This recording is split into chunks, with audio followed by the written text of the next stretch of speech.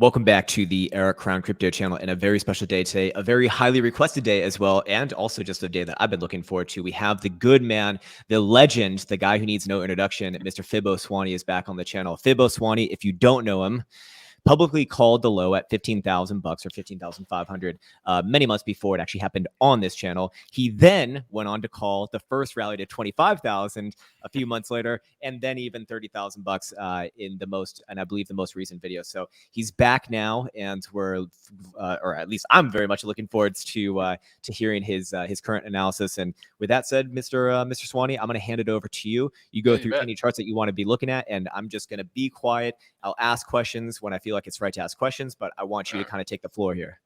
All right, no, sounds good. Thanks for having me, Krown. Absolutely.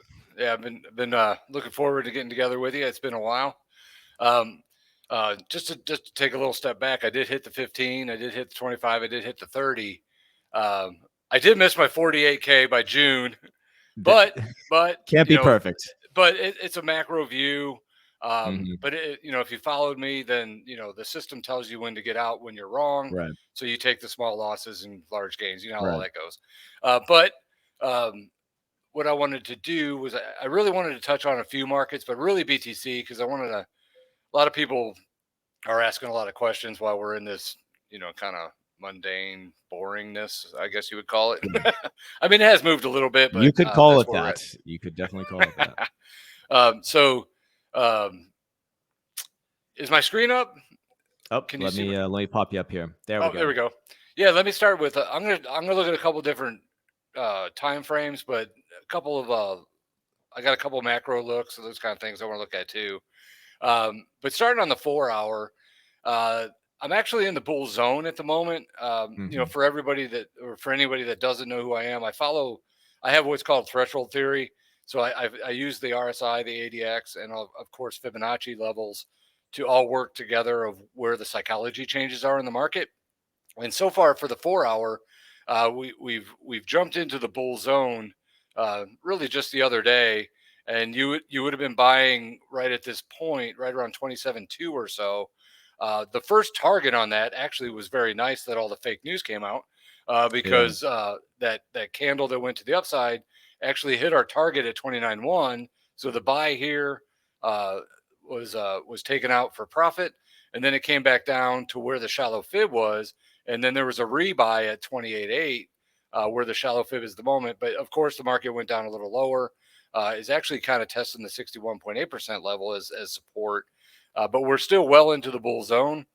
Momentum is still relatively strong for the bulls, so the upside for the 4 hour, what I do here is now that this target was hit on the extension that's based off of the previous threshold, I go back into history to find a significant high or low, and in this case a high, that once this was taken out where that was, to figure out where the next levels are based on my fib extensions.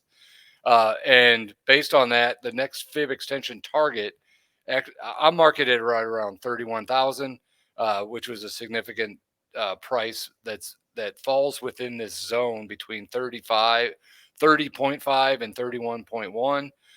So, and that 31 level is a lot of levels that people are looking at. Like once we get above that, we could really start kicking in. So that could be the FOMO level. Like once it starts to get back above that level, maybe we get a lot more people involved. But right now, that's the next target to the upside based on this 4 hour. As long as we're in the bull zone, and as long as momentum continues to, carry that market to the upside. So that's where I'm at on that. So one thing that is nice is that the 4 hour is in the bull zone. And then also when you flip over to the daily's been in the bull zone for a while. And we would have been buying back here, right around that same price, around 20. Well, this one was, right around 27.2. It's been kind of that area to get involved. And we went into the bull zone here. And there's been a couple of things to look at here. First of all, the first target is going to be that 100% level off my previous threshold, which that hit.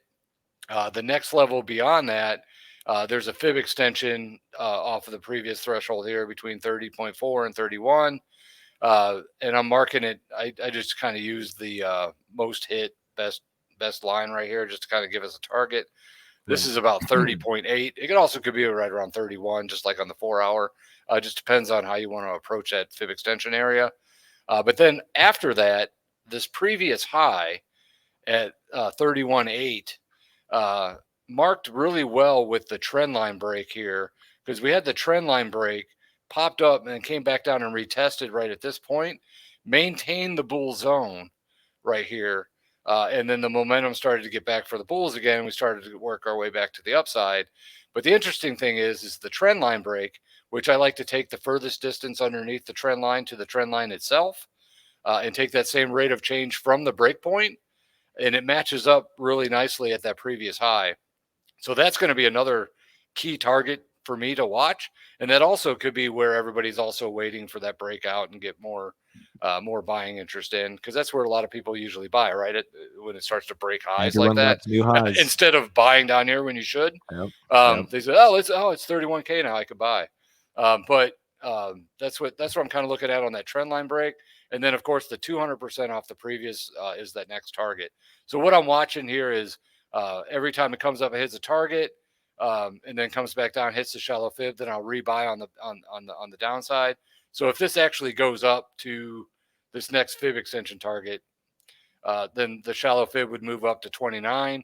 So if it went up to that point, came back down, I'd rebuy and then use that next target. And then any retracements, I would continue to buy that shallow fib and then take that profit as the targets hit. As long as the trend wants to stay in play, that's the way I kind of approach it, using the Fibonacci extensions.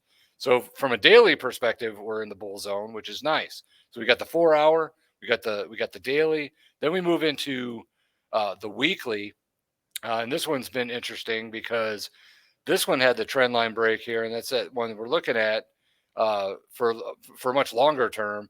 And this one had that 50K, and this breakout here, when we talked way back when, the last time I talked to you, Krown, was that 48K possibility.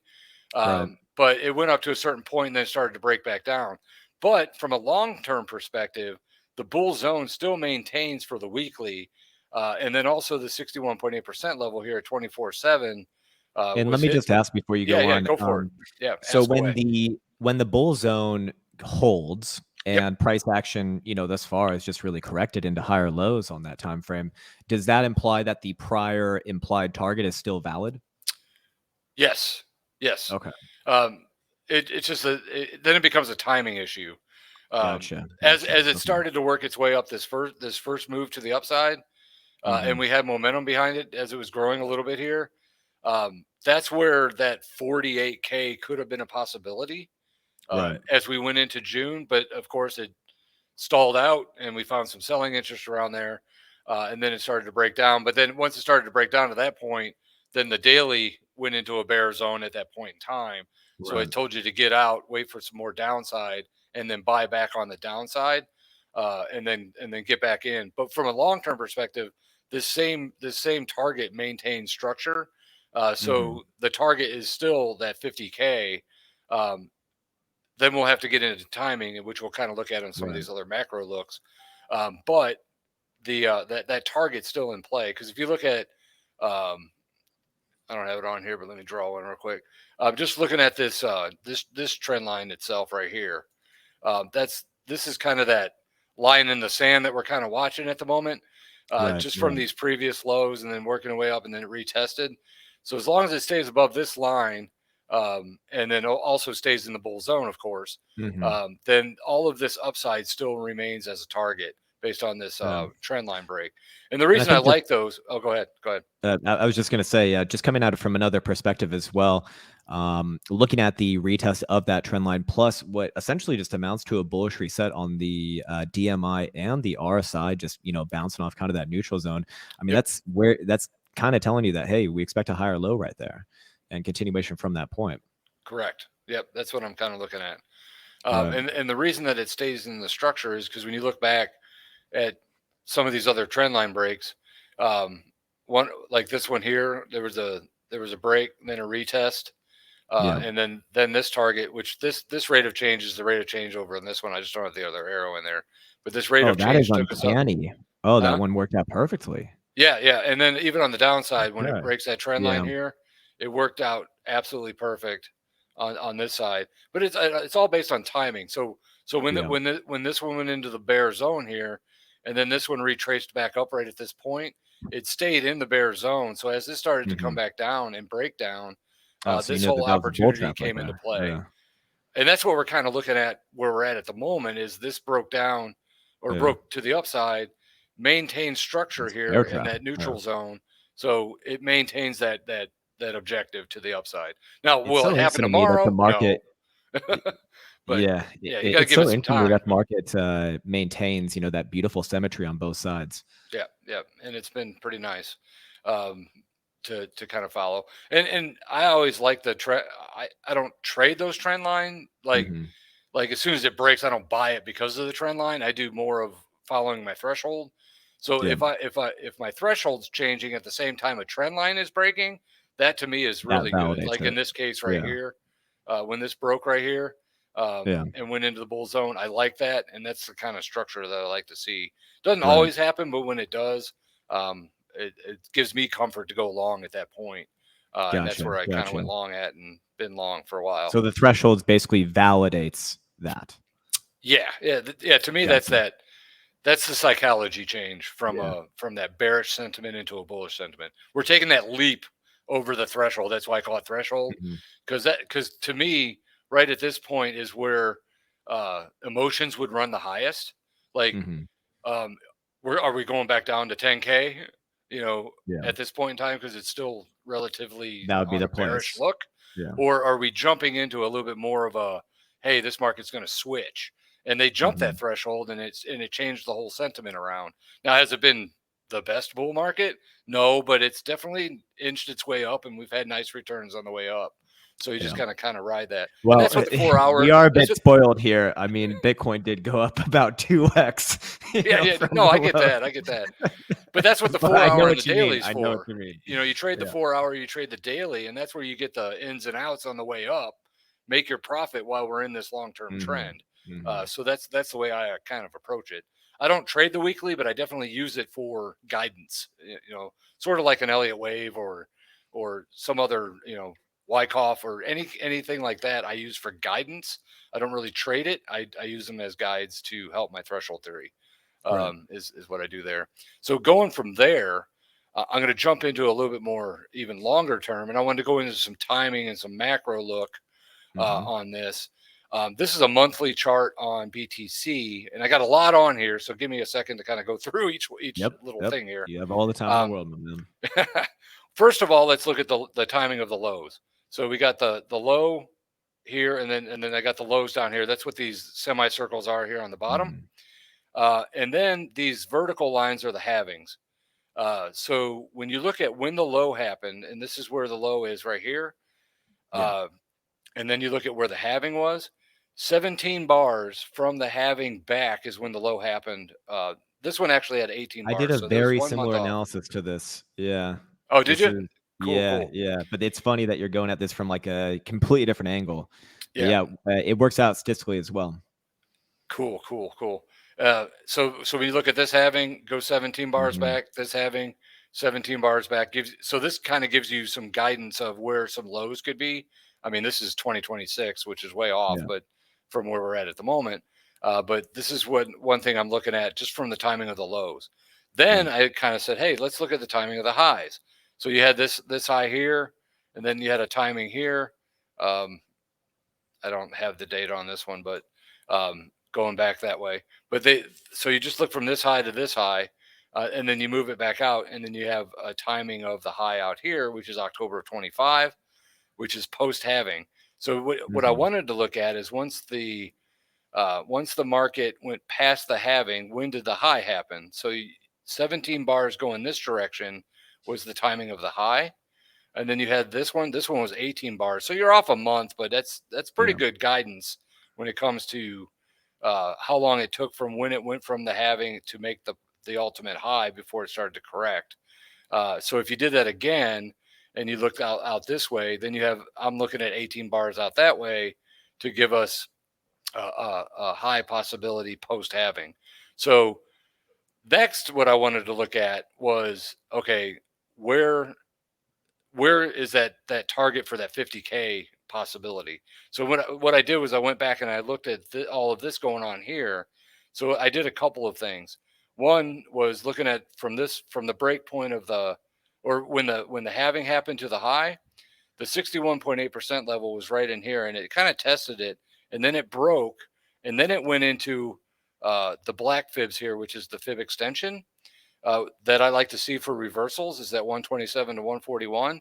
So once this broke down and found the buying interest in this zone, then it took off to the upside. Then I marked this trend line right here. And as we did before, you take those trend line breaks from the furthest point down to the trend line itself.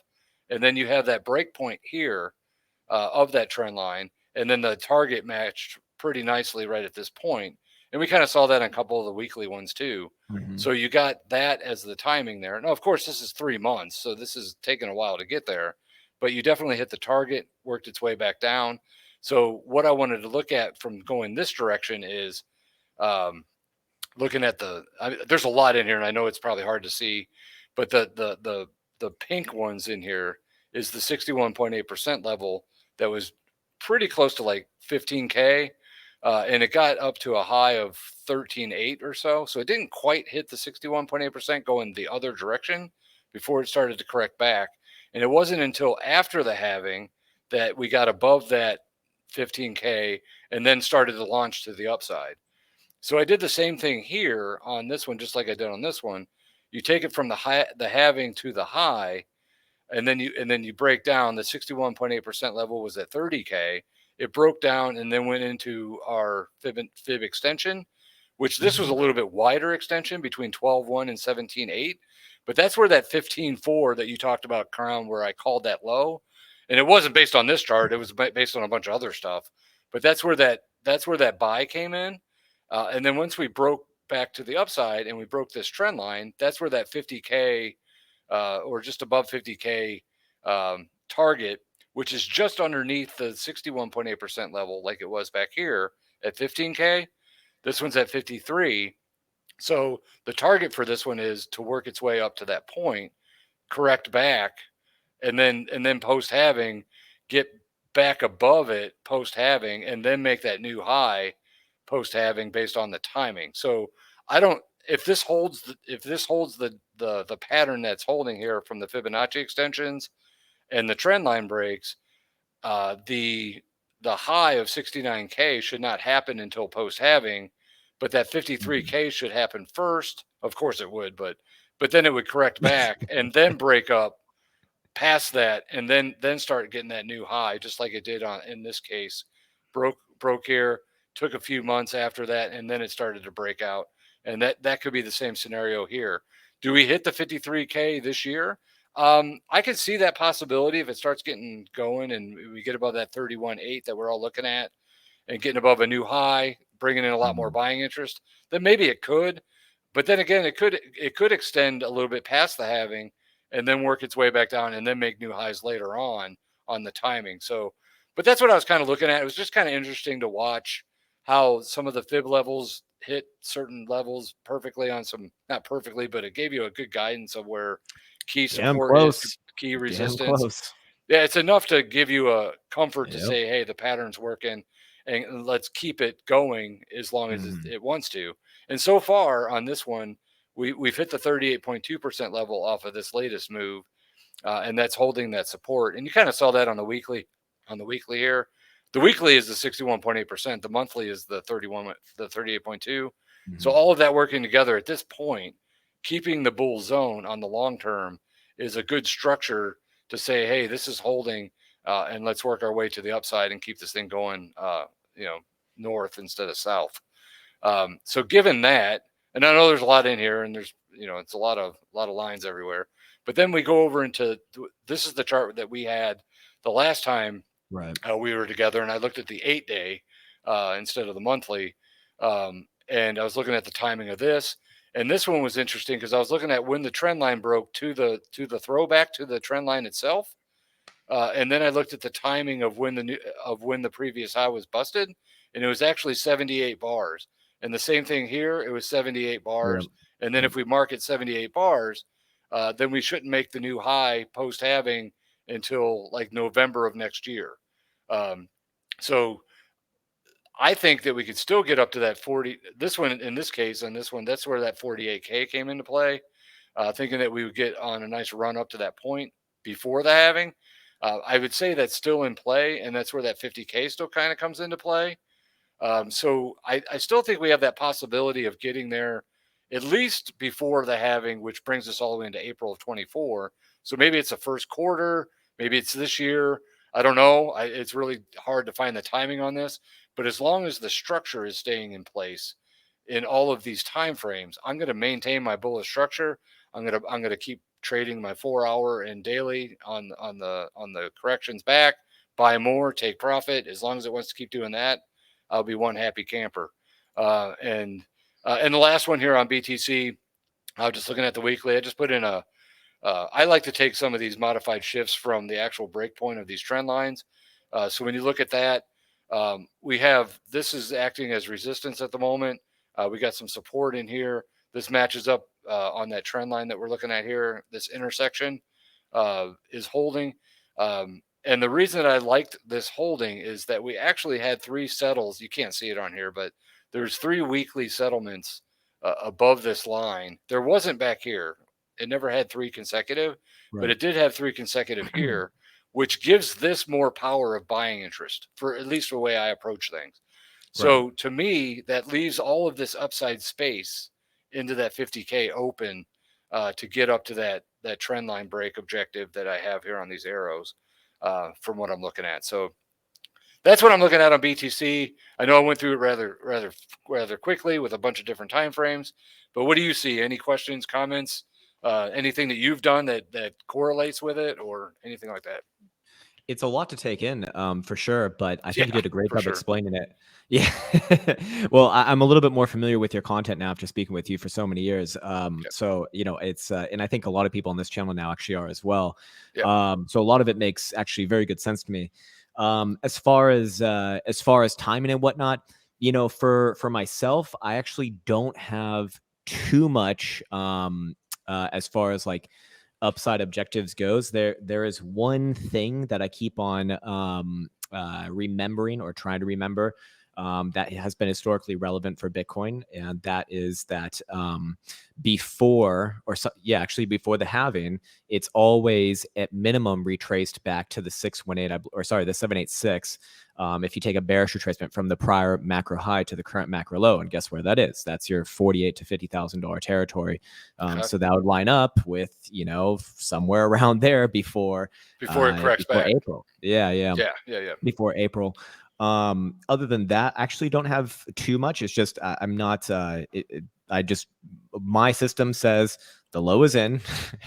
Get ready for a lot of sideways, and it's probably just going to grind up, and it's going to be boring as all hell, and just weather it out and buy on the higher lows, as best as you can, and and just sit tight for a couple of years here. And really, that's one thing that I keep on trying to condition myself with, just because I've been trying to switch more into a more long-term mindset. As trading the lower term timeframes is great, but I do understand now the power and also the what's it called, the enlightenment of having a more higher term time frame preference, and not having to scramble over every little short term move.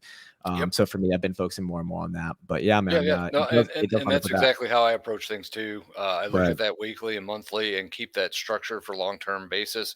But then I trade the 4-hour and daily, and just ride that trend and get in and out when you can. And try to get those profits during the boring times. And it's been working. I mean, it's definitely working well. Are we making 20 trades a month? No. I was just about to ask you, how active have you been the past couple of months? Because for me, like September and October have just been it's been very small, very small. If you're looking at Bitcoin by itself, it's been a few trades here and there, profitable, but not as many trades as I would like to see. Nothing crazy. But then you bring in other markets like the dollar and the S&P. That's where all the fun is right now. Golds I've been doing really well on. Yeah. So you have to go to some other markets, and of course TA works in all markets based on how you approach things. So it's really not so much what the market is. You're just looking at the proportion and the price action based on whatever market you're looking at. I got a nerdy So, question for you, yeah, go Swanny, for it. that I think you will understand, and it will be fun for me to talk about. Do you think, or in your experience, does technical analysis work on volatility like the VIX? It has. I've Yeah. never traded the VIX off of it, but Yeah. I have. It'd be interesting. I don't have a VIX chart, but I can send you one and work one up. Yeah. But it's very interesting when you take some of the Fibonacci levels that I look at. Mm-hmm. It actually fits in there really well. It's It kind of I odd. will actually I'll spoil the surprise for you. It does. It works incredibly well, and It's all so of like weird. the cerebralness of understanding what the VIX is would tell you that that shouldn't have a correlation, but it does. It fucking Yeah, does, and yeah. that's the crazy That's part a about it. Like you can't hey, argue with that's the a result. phenomenon that I'm not gonna be able to explain. Yeah. No. Exactly. It's just Exactly. one of those things that it just happens. I just Yeah. don't get it. Yeah. I just don't understand, and that's what I, keeps me kind of passionate about what I do, because right. there's so much to learn with what's going 100%. on.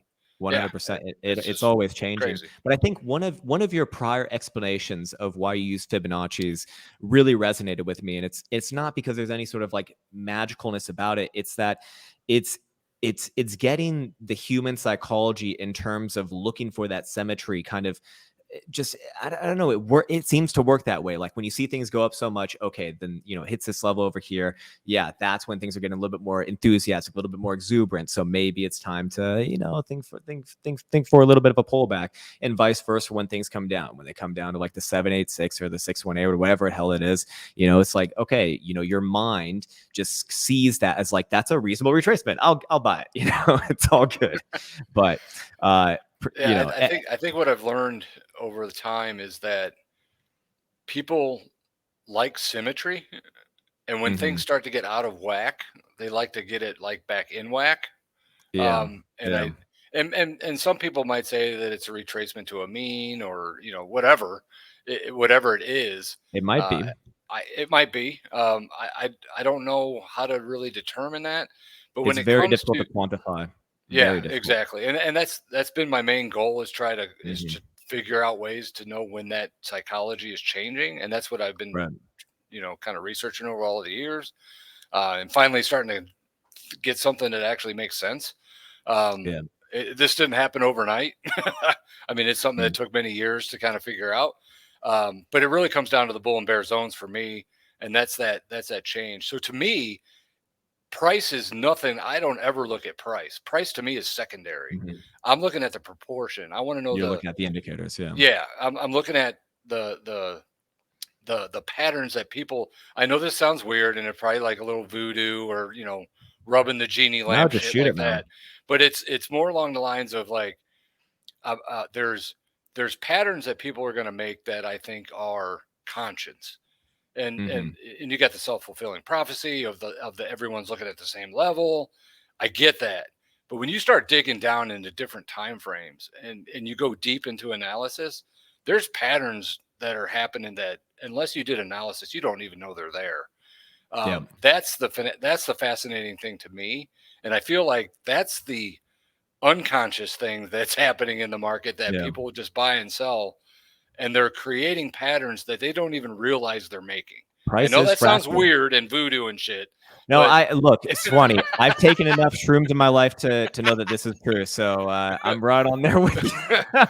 it's one of those phenomenons. It's It, hard to it does explain, but it's when you just look there. into it, it does work. And Yes, it's just one of yes, those things. I've just it's given up trying to figure out why. It's just all right, it yep. works, so I'll just go with it. Yeah, Who cares? I've given up trying to figure out why, Yeah. but I have dug in to figure out ways to try to read it. I mean, Yeah. that's really what I'm Yeah. trying to do. And I know it's a little different, but the one thing that's nice is the way I approach things. If it's matching up with guys like you and others that know what in the hell they're doing, and if they match up coming from a completely different way, um, and they match up, that's very weird and gives me comfort to say, okay, Yeah. it's time to go long, because look at the analysis you're doing on this. You're looking at some, your back testing and your volatility and your Mhm. timing and your statistics. all of that. If they all start lining up, then holy shit, we should be doing something. Yeah. Like, Otherwise, what's the fucking point? Yeah, then why are we doing what we're doing? That kind of thing. But I try to give all of my stuff into a story in one picture. But there's probably 10 to 20 different charts and analysis that's behind the scenes that brings in the picture. And I'm sure you're the same way. You have all this stuff and you bring it into one little story. But then my videos would be like an hour long, and nobody got time for that. Exactly. So I try to get it into a nice, clean picture. I know some of these, like this, is not a clean picture, but I'm still trying to bring in the story into one picture, which gets kind of. I thought it flowed pretty damn well, man. You got to give yourself credit, Swanny. But anything else before we go? I know that you're on a bit of a time schedule here. No, unless there's any other markets you want to see. I got an ETH and a couple other ones up here, but it's up to you, man. I think we'll probably just keep it for Bitcoin today because I want to make this video a little bit more on the digestible side. I want people to see this. I know a lot of people have been waiting for you to come back on, and obviously you're invited whenever the hell you want, man. You're always a guest on this channel, my man. It's truly a pleasure to be able to speak with you, Swanny. Just a verified trader of many years now. You have over 20 years of experience, don't you now? Yeah, I started trading cattle and grains back in 1998. There we go. You can't argue with that, man. Going on 3 decades. Holy shit. Yeah. That's amazing, man. Yeah, that's amazing. That was my fun dive into this world, was cattle and grains. So love it. That's what got me involved in this, and been kind of loving it ever since. Absolutely, man. All right, Swanny's links will be all in the description below. He has a website, or it's a part of a website. Also has TradingView and Twitter, where he's actually rather active. I strongly recommend to check it out. You can see what a verified trader's system looks like in real time. He walks you through it. It's really good stuff. I know a lot of people in there. They fucking love it. I couldn't endorse it more. And with that said, I think we'll end things there. Thanks again, Mr. Swanny, and looking forward to doing it again soon. Yep. Thank you, Krown. And hey, good luck at your fight. Thanks, I'm rooting for you, buddy. I'm rooting for you. My man.